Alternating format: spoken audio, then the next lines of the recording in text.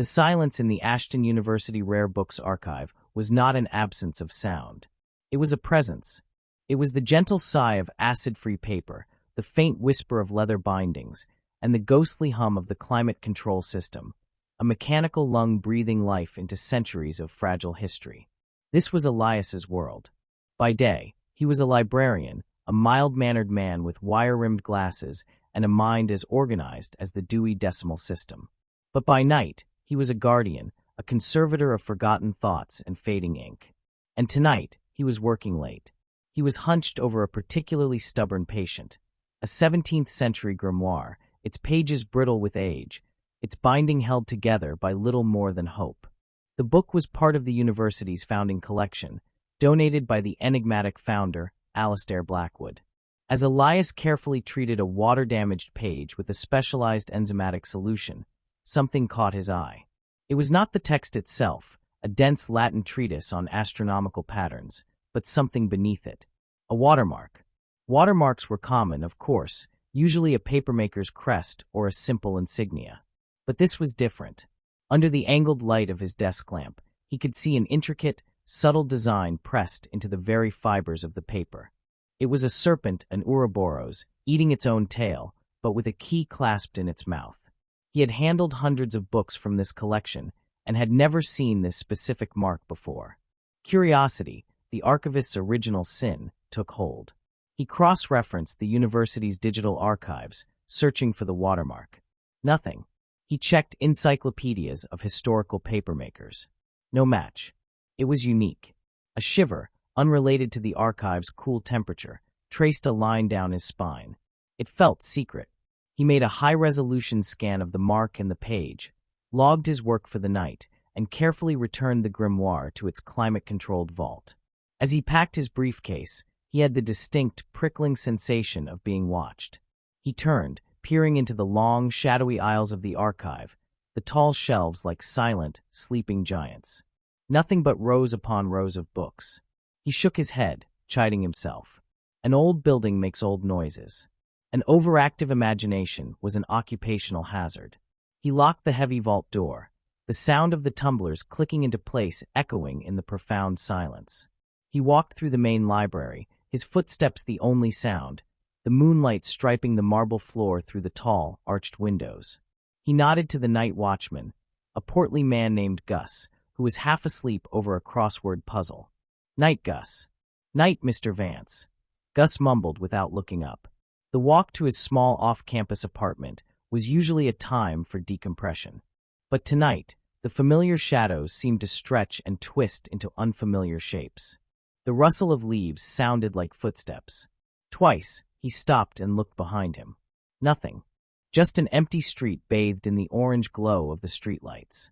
By the time he reached his front door, his heart was beating a little faster than usual.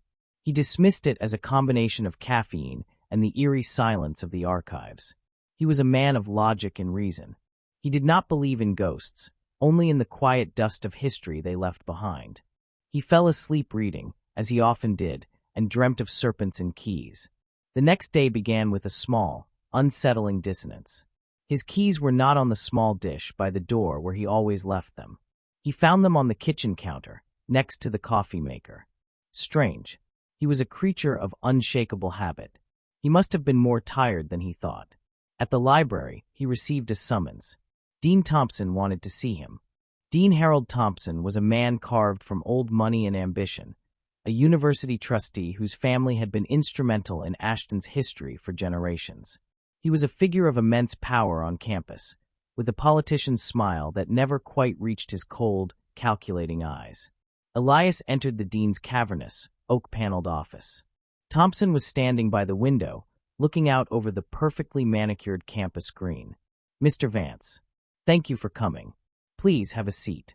Elias sat, his hands clasped in his lap. "How can I help you, Dean?" "It has come to my attention," Thompson began, turning from the window, "that you have been doing extraordinary work with the Blackwood collection. Commendable." He smiled, but it felt like a predator baring its teeth. "However, there are concerns about the security of the collection." Elias frowned. "The security?" "Dean, the archive's security is state-of-the-art. And I assure you, I follow every protocol to the letter." Of course, Thompson said smoothly. "But the collection is priceless. Irreplaceable. We are considering a transfer. Moving the collection to a more secure, off-site facility. A private vault, if you will, for its own protection." This was alarming. "Dean, with all due respect, the archive is the best place for it. The climate control, the fire suppression, it was designed specifically for these materials. To move them would be a great risk." "A risk we are willing to take," Thompson said, his tone hardening slightly, losing its polished veneer. "We feel the human element is the weakest link. Unauthorized access. Prying eyes." He looked directly at Elias, a clear, pointed stare. "We wouldn't want any of our valuable assets to be misinterpreted, or for sensitive materials to fall into the wrong hands." The message, though veiled, was clear.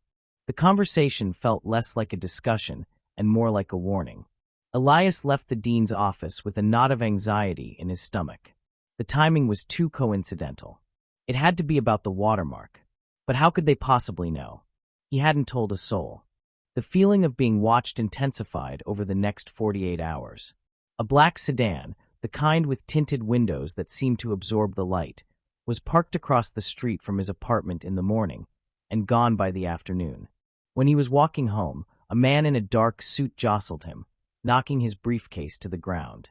As the man helped him pick up his scattered papers, Elias felt a fleeting, professional touch near his coat pocket. An apology was muttered, and the man was gone, disappearing into the crowd. It was expertly done. A pickpocket? Or something else? When he got home, he checked. Nothing was missing. His wallet was there. His phone. His keys.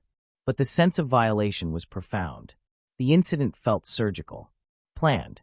He started to feel like a specimen under a microscope, his life being subtly prodded and examined by unseen hands. The true terror began that night. He was jolted awake at 3 a.m. by a sound from his living room. A floorboard creaking. He held his breath, straining to listen. The apartment was supposed to be empty. He lived alone. Silence. Had he imagined it? Then he heard it again. A soft, deliberate footstep. His heart hammered against his ribs. He was not a man of action. He was a man of books. His mind raced. Call the police. But his phone was on the charger in the living room. There was an old, heavy letter opener on his nightstand. He grabbed it, his hands slick with sweat. He crept out of his bedroom, his body trembling. The living room was bathed in the faint glow of the city lights outside. And in the center of the room, a figure stood with its back to him. A tall man, dressed entirely in black. He wasn't stealing anything. He was just standing there, looking at the bookshelf, as if he were waiting. Elias's breath caught in his throat. The figure turned its head slowly, and even in the dim light, Elias could see he was wearing a mask. A plain, white, expressionless mask. It was a chilling, inhuman visage. Fear gave way to a surge of adrenaline. Elias didn't scream. He acted. He threw the heaviest book from his nightstand, a dense biography of Teddy Roosevelt, at the intruder's head. The book struck the man with a satisfying thud, staggering him for a second. That was all Elias needed. He sprinted for the front door, fumbling with the deadbolt, his fingers clumsy with panic. The intruder recovered instantly, moving with a silent, terrifying speed. He lunged, not at Elias, but at the door, slamming it shut just as Elias had it open. The sheer force of the impact threw Elias back against the wall. His head connected with the plaster with a sickening crack. Dazed, stars exploding in his vision, he slid to the floor. The last thing he saw before the darkness took him was the white, blank face of the mask leaning over him, and a gloved hand reaching for his face. He awoke on his own bed. The sun was streaming through his window. His head throbbed, a fierce, pounding ache. He sat up, his body screaming in protest. Had it been a dream? A nightmare, more vivid than any he'd ever had? Then he saw it. On his nightstand, next to the heavy letter opener, was a single, unfamiliar object. It was a small, ornate silver pin. It was shaped like a serpent eating its own tail, with a key clasped in its mouth. It was no dream. They had been in his home. In his room. They had stood over him while he was unconscious. They hadn't hurt him further. They hadn't stolen anything of value. They had only left a message. A symbol. An invitation and a threat. He stumbled into the living room. Everything was in its place. Perfectly normal. Too normal. He looked at his bookshelf. The biography of Teddy Roosevelt was back in its spot, perfectly aligned. They had cleaned up after themselves. The thought was more terrifying than a ransacked apartment. It spoke of a chilling level of professionalism and control. He now knew with absolute certainty. He was being hunted. Dean Thompson, the sedan, the man on the street, the masked intruder, they were all connected. They were a part of some powerful, hidden organization, and they believed he had something they wanted, or that he knew something they wanted hidden. The watermark was a key, and they thought he knew which lock it opened. His quiet, academic world had been torn away, revealing a terrifying abyss beneath. He was just a librarian. What could he possibly do against men with such power? Men who could walk through walls and leave silent warnings on his nightstand. They saw him as a minor obstacle, a man of paper and ink who could be easily intimidated, easily broken. He looked at the silver pin, its serpent eye seeming to mock him. He felt a surge of cold dread, but beneath it, something else began to smolder. A slow, burning anger. They had made a grave miscalculation. They assumed because he was quiet, he was weak. Because he was a librarian, he was powerless. They knew nothing about him. Nothing about his family. Nothing about the stories his grandmother used to tell him. Stories he dismissed as the fanciful ramblings of an old woman. Stories about their ancestors, about the founding of Ashton University, and about a sacred duty passed down through generations. A duty to guard a secret. A duty symbolized by a serpent and a key. They thought he was the prey. They were about to learn he was the trap. The pin was a declaration of war. Elias knew he couldn't go to the police. What would he say? That a man in a mask broke in, tidied up, and left him a piece of jewelry? They would think he was insane. This was a game of shadows, and the rules were not written in any law book. He was alone. His apartment, once his sanctuary, now felt like a cage where the zookeepers could enter at will. Every creak of the floorboards, every shadow cast by a passing car, sent a fresh jolt of fear through him. He spent the next day in a haze of controlled panic, his mind, accustomed to organizing information, now working feverishly to assemble a defense. He couldn't outfight them, but he was a librarian. His weapon wasn't muscle, it was knowledge. He needed to understand his enemy. He began digging, not into the public records of the university, but into its hidden veins. He accessed donor logs, old yearbooks, and architectural blueprints stored deep in the library's sub-basement archives, a labyrinth of forgotten documents he alone knew how to navigate. He cross-referenced the names of Ashton's most powerful trustees, starting with Dean Thompson, with lists of fraternal organizations and campus societies dating back to the university's founding. A pattern emerged. A select group of names, from the most prominent and wealthy families, appeared again and again, linked to a society so secretive it had no official name, only a symbol, the Ouroboros. The Adders, he started calling them in his mind. He found faded photographs in old yearbooks of a young Dean Thompson, his arm around other scions of wealth, all of them wearing a small, barely visible lapel pin. A serpent eating its tail. The more he dug, the clearer the picture became. The Adders were not just a fraternity, they were the university's shadow government. For centuries, they had controlled its finances, shaped its policies, and protected its secrets, all while accumulating immense personal wealth and power. And their power seemed to emanate from the university's founding. From Alistair Blackwood and the collection Elias was paid to protect. The grimoire with the watermark was the key. Literally. That evening, he knew he couldn't go back to his apartment. It was compromised. He decided to stay in the library, his only defensible territory. He told Gus, the night watchman, he was pulling an all-nighter for a research deadline, a story Gus accepted with a weary shrug. Elias locked himself in the archives, a place with one entrance, a vault door made of reinforced steel. He was safe for now. His grandmother's stories came back to him in fragments. She had called their family the Watchers. She said that when Alistair Blackwood founded the university as a beacon of knowledge for all, he knew that power would corrupt it. So he created a failsafe, a secret charter hidden within the walls, a document that could dissolve the board of trustees and revert the university's vast endowment to a public trust if the institution, ever fell into the hands of a corrupt cabal. And he entrusted the location of that charter to its first librarian, a free black man and a brilliant scholar, Elias's great-great-great-grandfather. It was a legacy passed down in whispers, a fairy tale he'd never believed. Until now, the Adders weren't just protecting a treasure. They were suppressing a truth that could obliterate their dynasty. And they thought he, the last of the Watcher bloodline, was a threat. They didn't know he was the only one who could truly lead them to what they sought. He went back to the grimoire, his hands steady now, his fear replaced by a cold, sharp purpose. He examined the watermark again. It wasn't just a symbol, it was a map.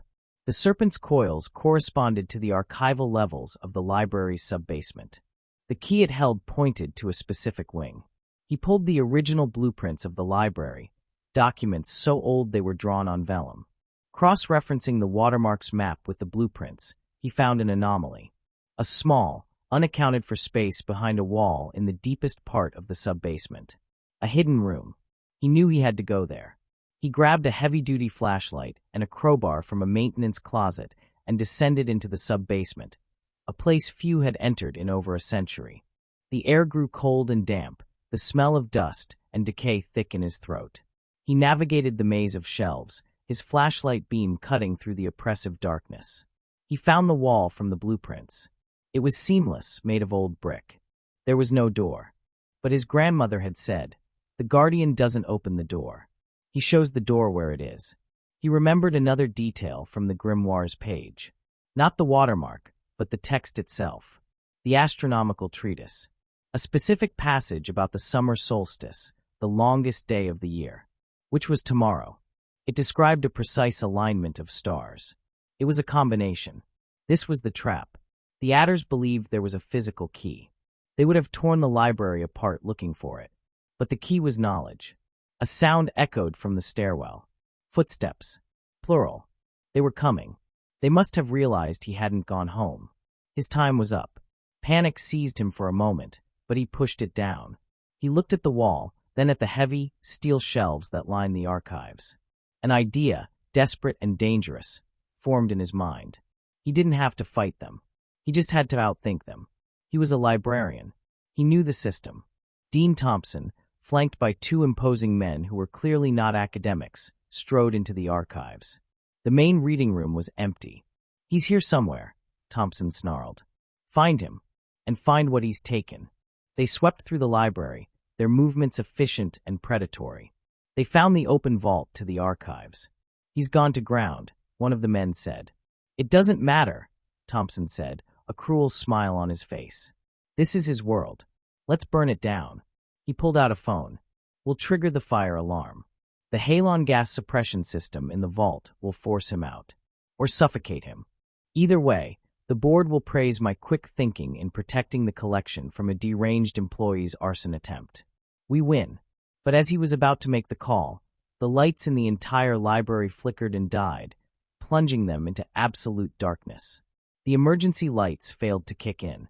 A moment later, the heavy steel shutters on the windows slammed down with the finality of a guillotine, sealing them inside. Then a voice came over the library's PA system, calm, clear, and amplified. It was Elias. "Good evening, Dean Thompson. Welcome to the library. I've taken the liberty of initiating a security lockdown. All exits are sealed. The communication systems are experiencing technical difficulties. You seem to be looking for me." Thompson stared up at the ceiling, his face a mask of fury. "Vance, you can't hide forever. Whatever you think you've found, you can't win." "Winning isn't my goal, Dean," Elias's voice echoed around them. "My goal is to properly catalog a new acquisition." Suddenly, a series of spotlights, the kind used for displaying exhibits, flared to life. They didn't illuminate Elias, but rather specific objects around the library. One light hit a glass case containing a letter from the university's founder, Alistair Blackwood, where he spoke of ensuring the institution would be a place for all men of good character, not just a dynasty of the privileged. Another light hit a portrait of Elias's great-great-great-grandfather, the first librarian, his gaze stern and knowing. A third light hit a framed copy of the university's charter. "For generations, your society has acted as a parasite, hoarding power and wealth meant for the betterment of all. The voice continued, cold and steady. You've done this by protecting a secret, but you've made a mistake. You thought the secret was an object to be possessed. But it is, and always has been, information. And a library is my domain. Then came the masterstroke. The massive industrial shelving units in the main archive began to move. They were on automated tracks, a system Elias himself had helped design for compact storage. With a low groan of machinery, the shelves began to shift and slide, reconfiguring the layout of the room. Aisles closed and new ones opened. It was a giant metallic maze, and it was closing in around them. Thompson and his men were trapped. They tried to run, but every path they took was blocked by a moving wall of steel and books. Panic set in. These powerful men, accustomed to controlling everything, were now helpless rats in a librarian's trap. Elias's voice returned, softer now, almost conversational. The location of the Founder's Charter isn't behind a wall, Dean. The wall is the door. And it only opens for the Guardian on the day of the summer solstice, when the lock, a precise application of weight on the floor panels corresponding to an astronomical alignment, is activated. You could have searched for 1,000 years and never found it. You just had to ask. But your arrogance wouldn't allow that, would it? You saw me as nothing more than an obstacle. From a hidden alcove, Elias emerged, holding not a weapon, but a single, ancient-looking key. It was a decoy he had found in the library's lost and found years ago. "This is what you were looking for, isn't it?" he said, holding it up. Thompson, his face contorted with rage, lunged for it. "Give me that." Elias simply tossed the key into the shifting labyrinth of shelves. It landed with a metallic clatter somewhere in the darkness. "Go get it," Elias said calmly.